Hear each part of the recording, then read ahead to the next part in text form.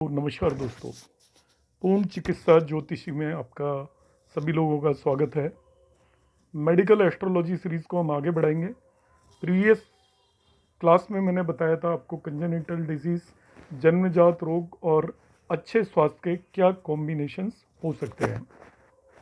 आज मैं आपको बताने वाला हूँ यहाँ पर अच्छे स्वास्थ्य नहीं होने के क्या कॉम्बिनेशंस हैं और इंडिकेशन ऑफ क्योर और रिकवरी, कि कोई बीमार है तो वो रिकवर कब होगा, इसके क्या इंडिकेशंस हैं।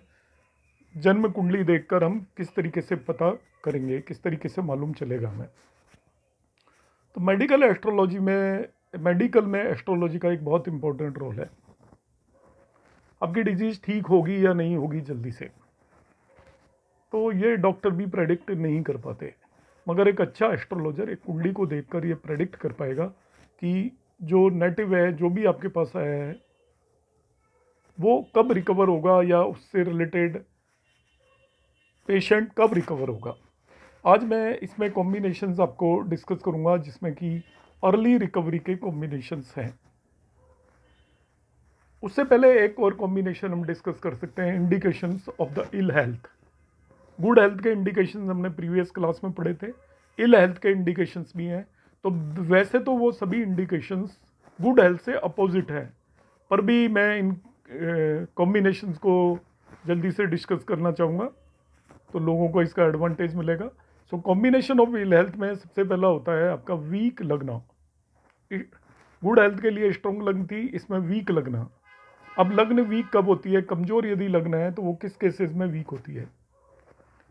लग्न वीक होगी यदि it is occupied by the malefic, अशुभ ग्रह लग्न में बैठे हों।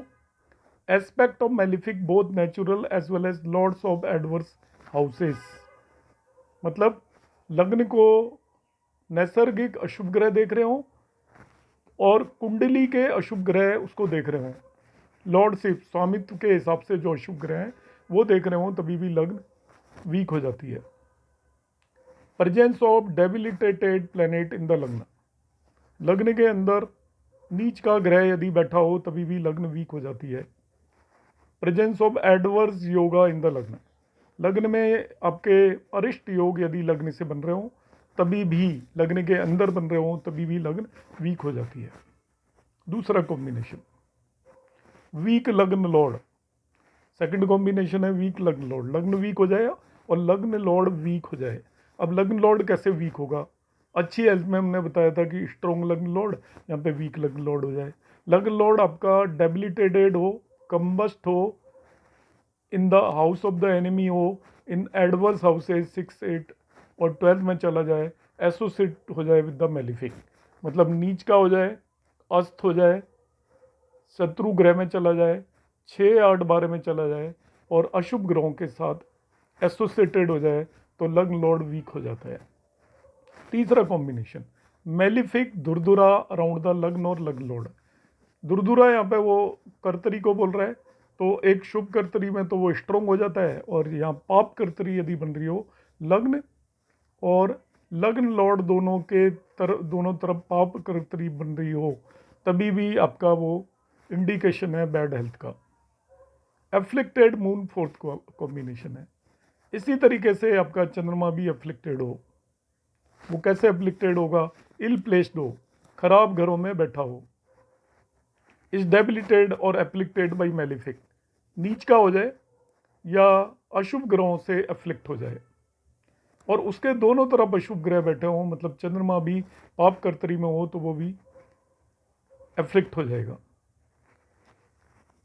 स्ट्रॉन्ग हेल्थ के जो कॉम्बिनेशन थे उनमें था मेलिफिक इन 3, 6, 11, और बैड हेल्थ के कॉम्बिनेशन है malefic in houses 3, 6, no malefic in houses 3, 6, 11, मतलब 3, 6, 11वें भाव में कोई भी अशुभ ग्रह ना हो तो वो भी आपके खराब स्वास्थ्य के इंडिकेशन है।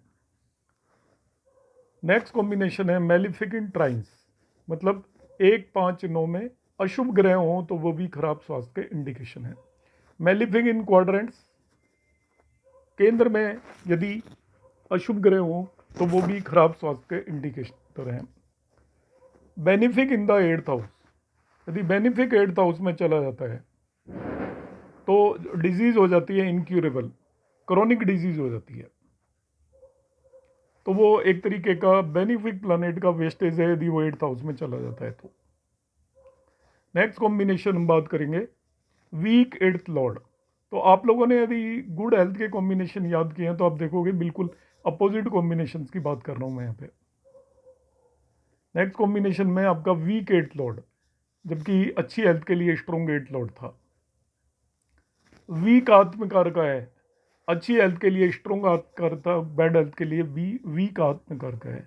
प्लेसमेंट ऑफ गुलिका और मांडी, वहाँ पे हमने कहा था 3, 6, 11 में और लगने से कोई उसका लिंक ना हो तो वो आपका गुड हेल्थ के लिए अच्छा है। मगर यदि वो गुलिका केंद्र या त्रिकोण में हो, व्हेन गुलिका इज प्लेस्ड इन क्वाड्रेंट और ट्राइन, तो वो एडवर्स रिजल्ट देगा और लग्न या लग्न लॉर्ड से एसोसिएट हो जाए।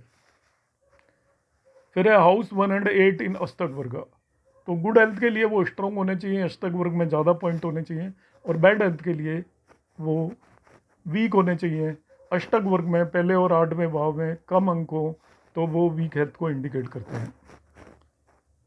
अब मैं इस पॉइंट पर ज़्यादा फोकस किए बगैर, क्योंकि ऑलरेडी स्ट्रॉन्ग हेल्थ के केसेस हम डिस्कस कर चुके हैं, तो उनके अपोजिट केसेस हैं।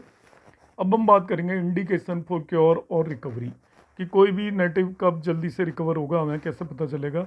यदि वो उसको डिजीज़ है, बीमार है, क्रोनिक डिजीज़ है, तो हम उसको देखेंगे चार्ट से कि कैसे रिकवर होगा।